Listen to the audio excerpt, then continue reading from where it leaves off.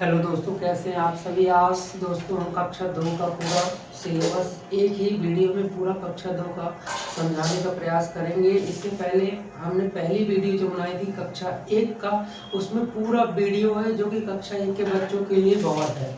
तो उसका हम थोड़ी बहुत सारांश लेते हैं, उसके बाद कक्षा 2 में पढ़ने का प्रयास करेंगे। सबसे पहले हमने 1 से 100 तक पूरी गिनती लिखना, बोलना और पढ़ना सिखाया था कि कैसे हम बच्चे को तैयार कर सकते हैं, और एक अंक का जोड़ना और घटाव सिखाया था, जिसमें इकाई, दहाई और सैकड़ा जानने का प्रयास किया था हमने। इसके बाद उसका विस्तारित रूप, किसी संख्या का विस्तारित रूप हम कैसे जान सकते हैं, कैसे लिख सकते हैं, समझ सकते हैं। इसके अलावा मापन, लंबाई और वजन और समय, मुद्रा, ये भी हम समझने का प्रयास करेंगे। इसके अलावा आकार, आकृतियां कैसे ऊंची, त्रिभुज की तरह, वृत्त की तरह, आयत की तरह, वर्ग की तरह और चतुर्भुज की तरह, तो कई प्रकार की हमने आकृतियां भी समझने का प्रयास किए थे। अब हम कक्षा 2 के पाठ्यक्रम पर ध्यान देंगे। सबसे पहले संख्याओं की समझ। यदि बच्चा कक्षा 1 के बाद कक्षा 2 में पहुंचा है तो उसके लिए महत्वपूर्ण है कि संख्याओं की समझ उसको अच्छी तरह अब हो जानी चाहिए। यानी किसी भी संख्या, यदि हम कहीं लिखते हैं कि, तो बच्चा इतना समझ पाए कि ये 1 लिखा है, ये 13 है, ये 25 है, ये 2 है। यानी समझ चाहे बच्चा की कहीं भी हम संख्या लिखते हैं तो वो जान जाए कि ये कौन सी संख्या, मैंने इसको पढ़ा था, ये मेरे से आता है। तो इतना उसके अंदर थोड़ी बहुत कॉन्फिडेंस आ जाना चाहिए। नहीं भी आता कोई दिक्कत नहीं है, बच्चे को मैंने पहले अब बताया था, प्रेशर से वो नहीं सीखेगा, है ना। इसके बाद संख्याओं में अंतर संबंध।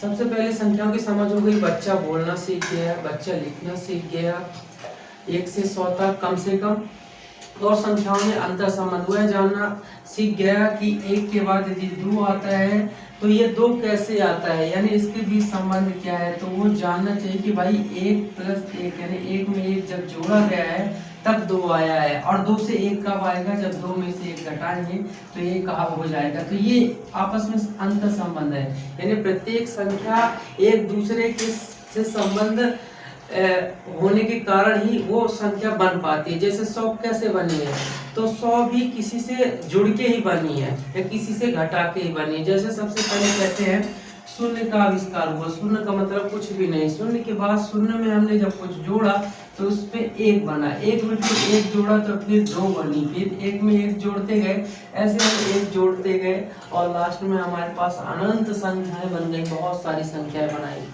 शून्य का मतलब मैंने आपको पीछे भी बताया था, शून्य का मतलब कुछ भी नहीं है। शून्य में हम यदि कुछ जोड़ेंगे तो वो जो संख्या जोड़ेंगे वही संख्या आएगी। यदि शून्य में हम किसी का गुणा करेंगे, किसी भी अंक का या संख्या का, तो केवल शून्य ही आएगा। जबकि शून्य का हम किसी संख्या से भाग देते हैं तो शून्य ही आता है। और ठीक है, और शून्य में से यदि हम किसी संख्या को घटाते हैं, अंक को घटाते हैं, तो अंक आती है वो भी माइनस में आती है। ठीक है, तो सबसे पहले संख्याओं की समझ होनी चाहिए। 1 से 100 तक कम से कम बोलना, लिखना, पढ़ना आने लग जाए। इसके बाद संख्याओं में अंतर संबंध, कोई संख्या कैसे आती है, किससे क्या जुड़ेगा तो कौन सी संख्या आएगी, यानी आपस में संख्याओं को, जैसे 2 संख्या में देता हूँ, एक 25 और एक 35, तो इन दोनों के बीच अंतर संबंध, जो इनके बीच संबंध है, हम जानने का प्रयास करेंगे। तो हम जानते हैं कि 25 में यदि हम 10 जोड़ेंगे तो ये 35 हो जाएगा, है ना। तो ये आपस में संबंध है, यानी कि 25 में हम जब 10 जोड़े हैं तो हमारा 35 बन गया, यानी किसी अंक को, संख्या को जोड़े हैं तो दूसरी संख्या आ गई है, तो ये उसके बीच आपस में संबंध है।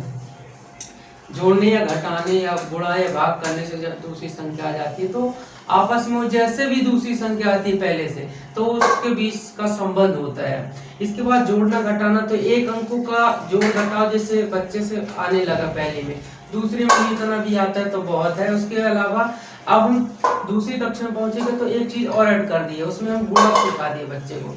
गुणा का मतलब होता है जिससे वो दुनिया उससे आने लग जाए, है ना। अभी तक हमने गिनती की बात की, दूसरी जब कक्षा में पहुंचते हैं तो उससे दूरियां सिखाने का प्रयास किए, बोलना सिखाए, तो 2 4 2 3 6 2 चौकी 8 बार बार बोले और उससे दोहरवाए, और फिर उसके बाद लिखना उसको धीरे धीरे सिखाए। 2 का पहाड़ा, 4 का पहाड़ा, कम से कम 2 3 का पहाड़ा यदि याद हो जाता है बच्चे से दूसरी कक्षा में तो बहुत है, ठीक है। और उसको सिखाइए कि गुणा कैसे किया जाता है। तो सबसे पहले एक अंकों का ही गुणा उसको सिखाइए, जैसे 1 × 1, 1 एकम 1, 1 दूनी 2, 1 तीन का 3, तो 1 कम 2, 2 दूनी 4। अब वो कैसे आता है ये भी बताइए, ये भी बताइए किसी अंक को का गुणा यानी कैसे किया जाता है। जैसे 2 है, 2 में हम 2 का गुणा करेंगे तो 2 एकम 2, 2 दूनी 4, यानी जितनी बार उसका गुणा करेंगे उस पहले अंक को उतनी बार उसी से ऐड करते जाना है, ऑटोमेटिक वो चीज आ जाएगी। जैसे 2 × 3, तो इसका ये क्यों आएगा, तो उसको बताइए कि भाई 2 × 3 यानी 2 को 3 बार जोड़ना है, इसका मतलब यही है, सही है ना। 2 दूनी 4, तो 4 दूनी 2 × 3 मतलब 2 को 3 बार जोड़ना है। 2 धन 2 धन 2, 2 1 2, फिर गोला लगाइए 1 2, फिर गोला लगाइए फिर 1 2, अब जोड़ दीजिए 1 2 3 4 5 6, ये क्या हो गया 6। यानी जब किसी संख्या या अंक का गुणा किसी से होता है तो जिससे गुणा होता है उतनी बार उस पहले अंक को या संख्या को उतनी बार जोड़ दिया जाता है, तो वही उसका उत्तर आता है। यानी सबसे पहले बच्चे को एक अंक का जोड़ घटाव आने लग गया, उसके बाद उसको एक अंक का गुणा सिखाइए। इसमें भी ज्यामितीय आकृतियां क्या होती हैं, जैसे त्रिभुज होता है, जैसे आयत होता है, जैसे वर्ग होता है, जैसे घन होता है, घनाभ होता है, तो ये सब आकृतियां, बेलन होता है, तो ये सब आकृतियों को उनको दिखाइए और उनको बताइए कि वो ये आकृतियां हैं जो कि हम अपने चारों ओर कई जगह देखते हैं और उनका यूज कैसे होता है उनका, ठीक है। तो ये चीज जरूर बताइए उनको, उदाहरण से सब बताएंगे तो और अच्छा रहेगा। इसके बाद लंबाई वजन, तो लंबाई कैसे हम बता सकते हैं, लंबाई में हम ऐसे बता सकते हैं कि आप अपनी क्लास में जाते हो, आप इतने सारे बच्चे आपके स्कूल में पढ़ते हैं, तो बताओ आपके स्कूल में सबसे बड़ा बच्चा कौन है, सबसे छोटा कौन सा है, ये कैसे पता करते हो, तो लंबाई देख के, तो उसको बोल देते हैं वो लंबाई देख के। आप कोई छोटा है, जैसे अब वजन से कोई भारी ज्यादा वजन किसका है, तो सिंपल सा लॉजिक है, जो थोड़ा मोटा होगा और जो ज्यादा बड़ा होगा तो उसका वजन ज्यादा होगा, जिसका भी वजन ज्यादा होगा, तो यानी भार अलग बताएंगे, उसको बताएंगे कि वजन को हमेशा किलोग्राम में मापते हैं और लंबाई को हमेशा मीटर या सेंटीमीटर में मापेंगे। उसको ये समझाइए कि लंबाई मापते हैं तो मीटर सेंटीमीटर में, जैसे वजन मापते हैं, भार मापते हैं तो किलोग्राम में। और समय क्या होता है, समय को भी उसको समझाइए कि समय कैसे 1 बज जाता है, 2 बज जाता है, 3 बज जाता है, लोग कहते हैं रात होती है, सुबह होती है, दिन होता है ना, शाम होती है, दोपहर होती है, उसको समझाइए। और इसके अलावा सबसे मेन समय उसको बताइए कि क्या होता है, समय में क्या क्या होता है, समय में सेकंड होता है, समय में मिनट होता है और समय में घंटा होता है।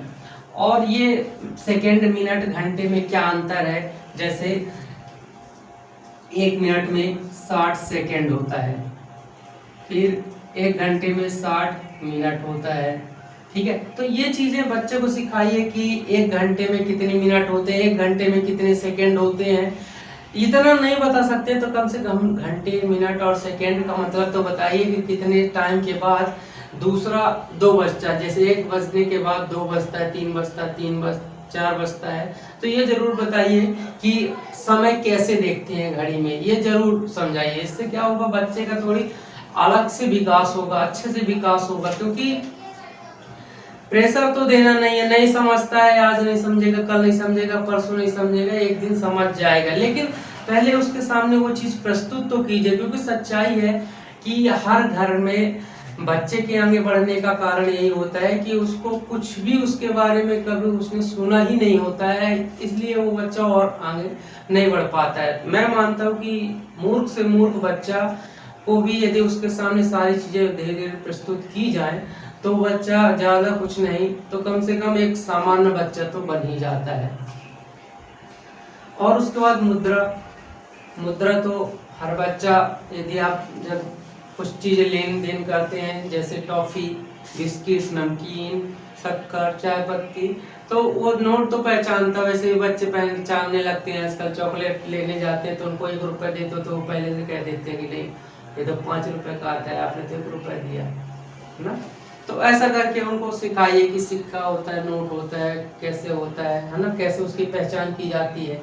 नहीं तो किसी बच्चे ने देखा कि इसमें गांधी जी बने, चश्मा पहने हुए हैं, तो ये उसकी किताब में लगा हुआ था गांधी जी का फोटो, तो उसने उसी को काट के फाड़ के दुकान ले जाने लगे। तो ये मस्तियाँ होनी जरूरी है, लेकिन उनको सब बताना अपना दायित्व है, क्योंकि उस समझाएंगे तो बच्चा मैच्योर, थोड़ी समझदार है। और बच्चे को खेलने कूदने से कभी मत रोकिए, जितना खेलेंगे कूदेंगे उतना अच्छे। हाँ, सावधानी रखनी जरूर जरूरी है, लेकिन उनका खेलना भी बहुत जरूरी है। तो यही था हमारा कक्षा 2 का पाठ्यक्रम। अपने बच्चे को इतना सिखा दीजिए, आपका बच्चा बहुत अच्छा हो जाएगा। Thank you.